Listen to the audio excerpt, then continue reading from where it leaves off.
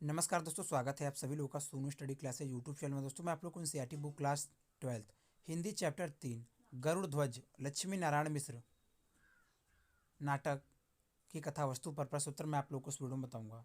प्रश्न नंबर 1, गरुड़ ध्वज नाटक की कथा वस्तु कथानक को संक्षेप में लिखिए। या गरुड़ ध्वज नाटक की कथा का सार अपनी भाषा में प्रस्तुत कीजिए। या गरुड़ ध्वज नाटक के प्रथम अंक का कथासार अपने शब्दों में लिखिए। या गरुड़ध्वज नाटक के द्वितीय अंक की कथा वस्तु संक्षेप में लिखिए। या गरुड़ध्वज नाटक के अंतिम तृतीय अंक की घटनाओं का संक्षेप में वर्णन कीजिए। या गरुड़ध्वज नाटक के किसी एक अंक के कथानक पर प्रकाश डालिए। या गरुड़ गरुड़ ध्वज नाटक की कथा वस्तु संक्षेप में इस प्रकार लिखिए कि उसमें निहित राष्ट्रीय एकता का भाव स्पष्ट हो। गरुड़ ध्वज नाटक के अंतिम अंक का कथानक अपने शब्दों में लिखिए। या गरुड़ध्वज नाटक के तीसरे अंक की कथा अपने शब्दों में लिखिए। उत्तर, श्री लक्ष्मी नारायण मिश्र कृत गरुड़ध्वज नाटक की कथा ऐतिहासिक है। कथा में प्रथम सती ईसा पूर्व के भारतवर्ष की सांस्कृतिक, धार्मिक, राजनीतिक तथा सामाजिक झांकी प्रस्तुत की गई है। कहानी में सुंग वंश के अंतिम सेनापति विक्रमादित्य मालवा की जननायक विषमशील के त्याग और शौर्य की गाथा वर्णित है। विषमशील की विक्रमादित्य के नाम से प्रसिद्ध हुई। प्रथम अंक नाटक के प्रथम अंक में पहली घटना विदिशा में घटित होती है। विक्रमित्र स्वयं को सेनापति संबोधित कराते हैं। महाराज नहीं, विक्रमित्र ने सफल शासन में प्रजा सुखी है। बौद्धों के पाखंड को समाप्त करके ब्राह्मण धर्म की स्थापना की गई है। सेनापति विक्रमित्र ने वासंती नामक एक युवती का उद्धार किया है। उसके पिता वासंती को किसी यवन को सौंपना चाहते थे। वासंती एक मोर नामक युवक से प्रेम करती है। इसी समय कवि और योद्धा कालिदास प्रवेश करते हैं। कालिदास विक्रमित्र को आजन्म ब्रह्मचारी रहने के कारण भीष्म पितामह कहते हैं। विक्रमित्र इस समय 87 वर्ष के हैं। इसी समय सांकेत के एक यवन श्रेष्ठी की कन्या कौमुदी और सेनापति देवभूमि द्वारा अपहरण करने की सूचना विक्रमित्र को मिलती है। देवभूमि कन्या का अपहरण कर उसे काशी ले जाते हैं। विक्रमित्र कालिदास को काशी पर आक्रमण करने की आज्ञा देते हैं। द्वितीय अंक नाटक के दूसरे अंक पर दो घटनाएं प्रस्तुत की गई हैं। प्रथम में तक्षशिला के राजा अंतिलिक का मंत्री हलोदर विक्रमित्र से अपने राज्य के दूत के रूप में मिलता है। हलोदर भारतीय संस्कृति में आस्था रखता है तथा सीमा विवाद को वार्ता के द्वारा सुलझाना चाहता है। वार्ता सफल रहती है तथा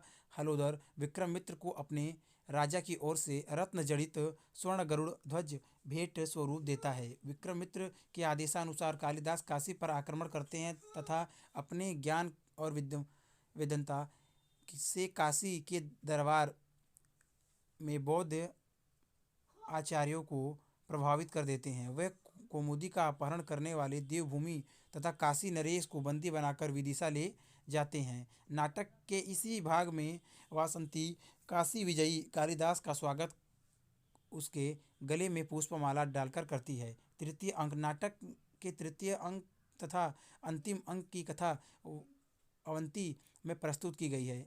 विषमशील के नेतृत्व में अनेक वीरों ने मालवा को शकों से मुक्त कराया। विषमशील के शौर्य के कारण अनेक राजा उनके समर्थक हो जाते हैं। अवंती में महाकाल का एक मंदिर है। इस पर गरुड़ ध्वज फहराता रहता है। मंदिर का पुजारी मलयवंती और वासंती को बताता है कि युद्ध की सभी योजनाएं इसी मंदिर में बनती हैं। इसी समय विषमशील युद्ध जीतकर आते हैं तथा काशीराज अपनी पुत्री वासंती का विवाह कालिदास के साथ विक्रमित्र की आज्ञा लेकर कर देते हैं। इसी अंक में विषमशील का राज्याभिषेक होता है तथा कालिदास को मंत्री पद पर नियुक्त किया जाता है। राज माता जैन आचार्यों को क्षमा दान देती है। कालिदास की मंत्रणा से विषमशील का नाम उसके पिता महेंद्र दायित्व तथा विक्रमित्र के आधार पर विक्रमादित्य रखा जाता है। विक्रमित्र सन्यासी बन जाते हैं तथा कालिदास अपने राजा विक्रमित्र के नाम पर उसी दिन से विक्रम संवत का प्रवर्तक करते हैं। नाटक की कथा यहीं समाप्त हो जाती है। प्रश्न नंबर 2, गरुड़ध्वज नाटक का नायक कौन है? उनकी चारित्रिक विशेषताओं का उल्लेख कीजिए।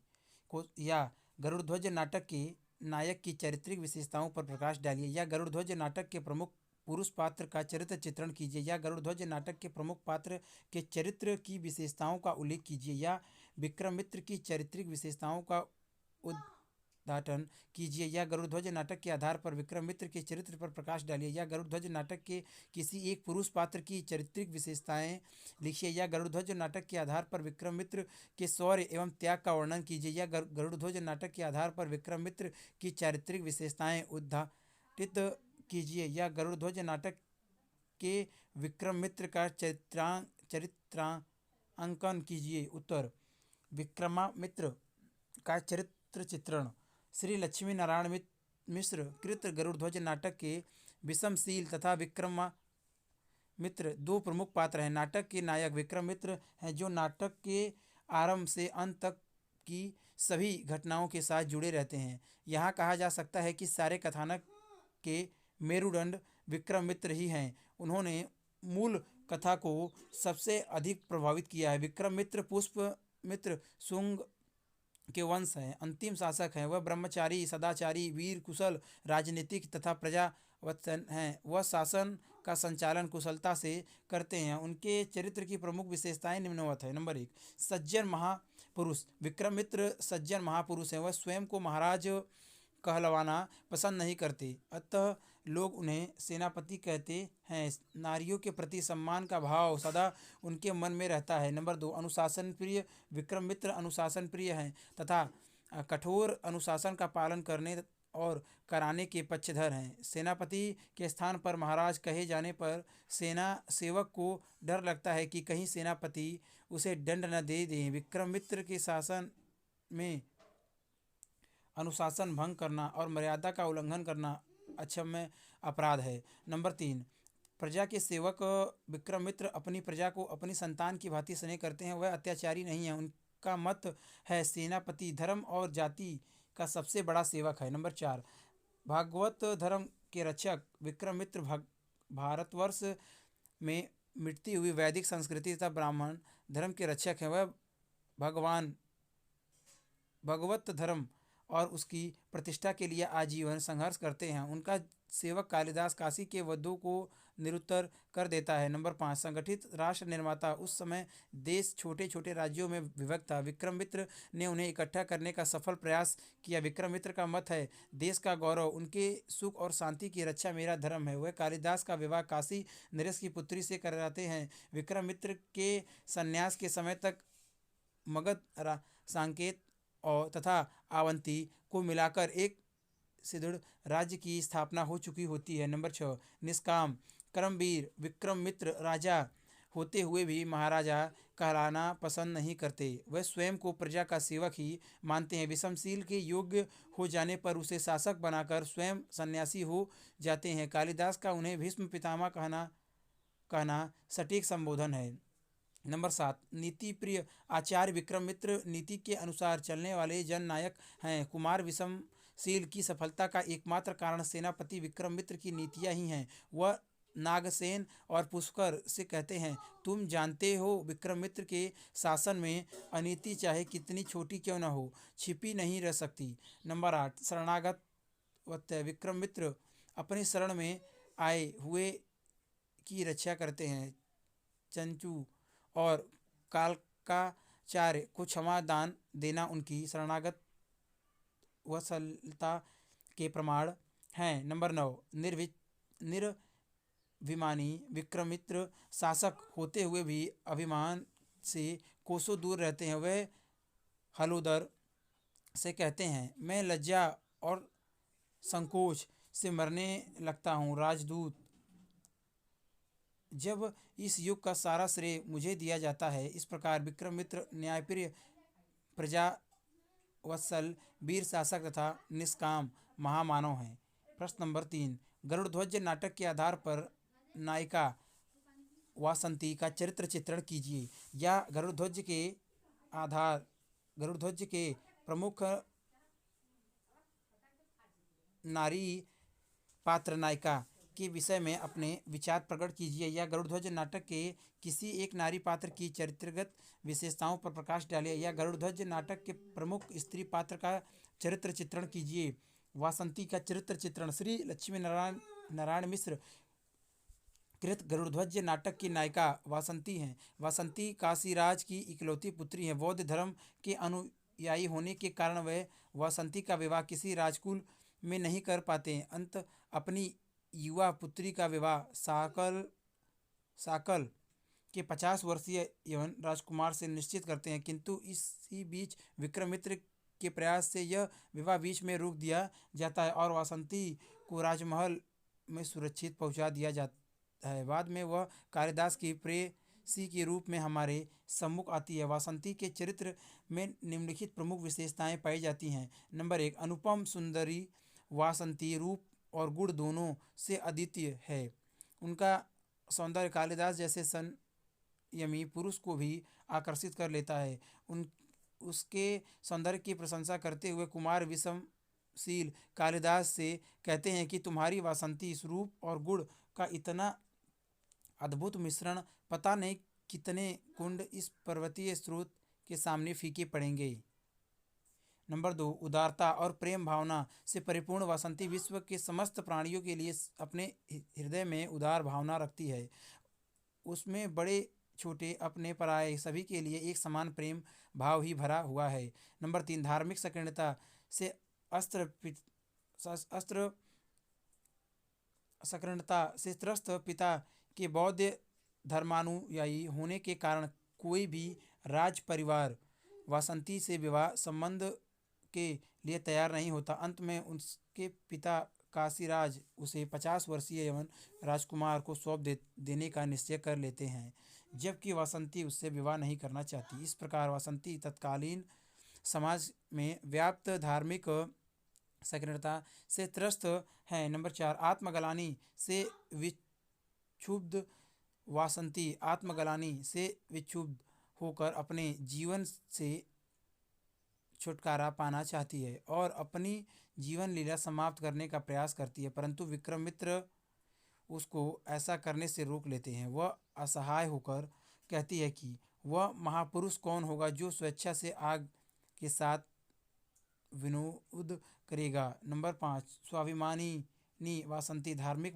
संकट से त्रस्त होने पर भी अपना स्वाभिमान नहीं खोती। वह किसी ऐसे राजकुमार से विवाह बंधन में नहीं बनना चाहती जो विक्रमित्र के दबाव के कारण ऐसा करने के लिए विवश हो। नंबर 6, सहृदय और विनोद प्रिय वासंती विक्षुब्ध और निराश होने पर भी सहृदय और विनोद प्रिय दृष्टिगोचर होती है। वह कालिदास के वाक्य रस का पूरा आनंद लेती है। नंबर 7, आदर्श प्रेमिका वासंती एक सहृदय सुंदर आदर्श प्रेमिका है। वह निष्कलंक और पवित्र है। सार रूप में यह कहा जा सकता है कि वासंती एक आदर्श नारी पात्र है और इस नाटक की नायिका है। प्रश्न नंबर 4, गरुड़ नाटक के आधार पर नायिका मलयवती का चरित्रांकन कीजिए। उत्तर, मलयवती का चरित्र चित्रण। मलयवती श्री लक्ष्मी नारायण मिश्र कृत गरुड़ध्वज नाटक के नारी पात्रों में एक प्रमुख पात्र है। संपूर्ण नाटक में अनेक स्थलों पर उसका चरित्र पाठकों को आकर्षित करता है। उसके चरित्र की प्रमुख विशेषताएं निम्नलिखित हैं। नंबर 1, अपूर्व सुंदरी मलयवती का व्यक्तित्व अत्यंत प्रभावपूर्ण है। वह मलय देश की राजकुमारी है। वह अपूर्व सुंदरी है। विदिशा के राजप्रसाद के उपवन में उसके रूप सौंदर्य को देखकर कुमार विषमशील भी उस पर मुग्ध हो जाते हैं। नंबर 2, ललित कलाओं में रुचि। मलयवती की ललित कलाओं में विशेष रुचि है। ललित कलाओं में दक्ष होने से उद्देश्यों से ही वह विदिशा जाती है और वह मलय देश की चित्रकला, संगीत कला आदि भी सीखती है। विनोद प्रिय राजकुमारी मलयवती प्रसन्नचित्त और विनोदी स्वभाव की है। वासंती उसकी प्रिय सखी है और वह उसके साथ खुलकर हास परिहास करती है। जब राजमृग उसे बताता है कि महाकवि कह रहे थे कि मलयवती और वासंती दोनों को ही राजकुमारी के स्थान पर राजकुमार होना चाहिए था। तो मलयवंती कहती है, क्यों महाकवि को यह सूझी है इस पृथ्वी पर सभी कुमारियां कुमार हो जाएं तब तो अच्छी रही। कह देना महाकवि से इस तरह की उलटफेर में कुमारों को कुमारियां होना होगा और महाकवि भी कहीं उस चक्र में ना आ जाएं।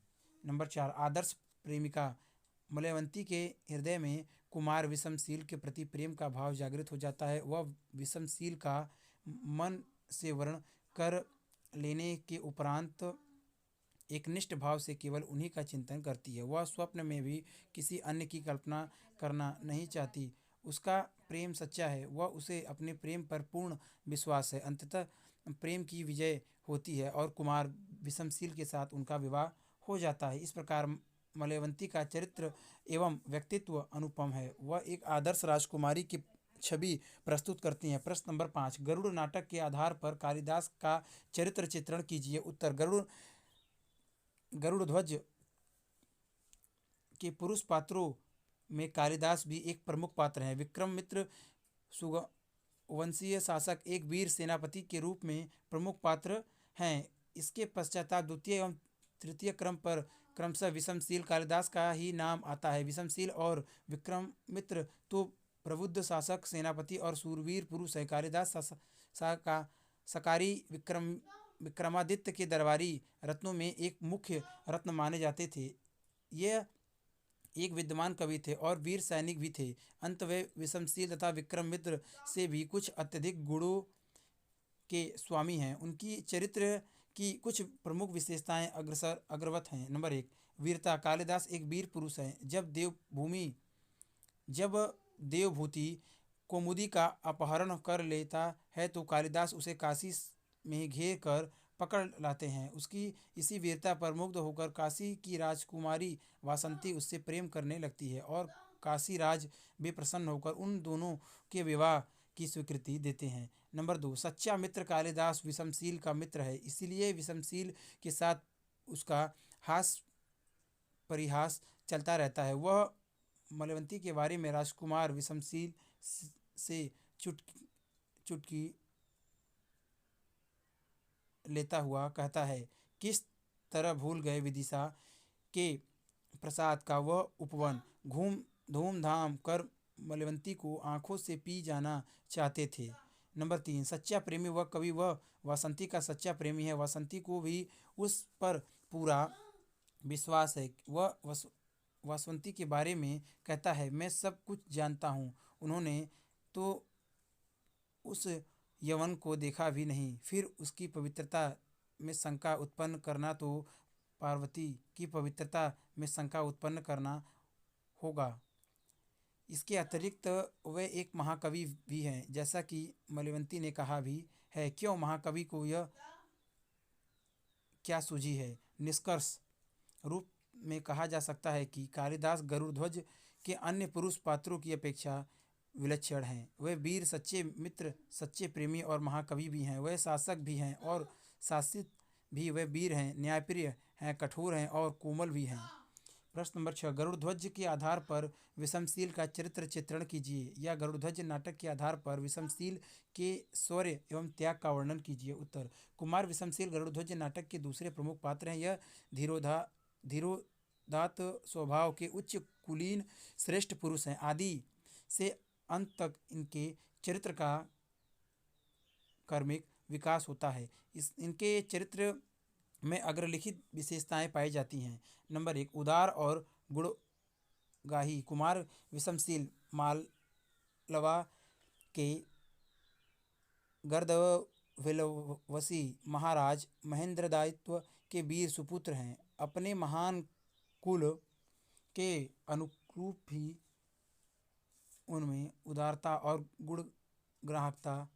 ग्राहकता विद्यमान है। कवि कालिदास की विद्वता, वीरता आदि गुणों को देखकर वे उनके गुणों पर ऐसे मुग्ध हो जाते हैं कि उनमें अलग होना ही नहीं चाहते। नंबर 2, महान वीरता। कुमार विषमशील के चरित्र की महती विशेषता है। अपनी वीरता के कारण वह शाकाहारी क्षत्रियों को पराजित कर भारी विजय प्राप्त करते हैं। कुमार की वीरता और योग्यता को देखकर ही आचार्य विक्रमादित्य उसे सम्राट बनाकर निश्चित हो जाते हैं।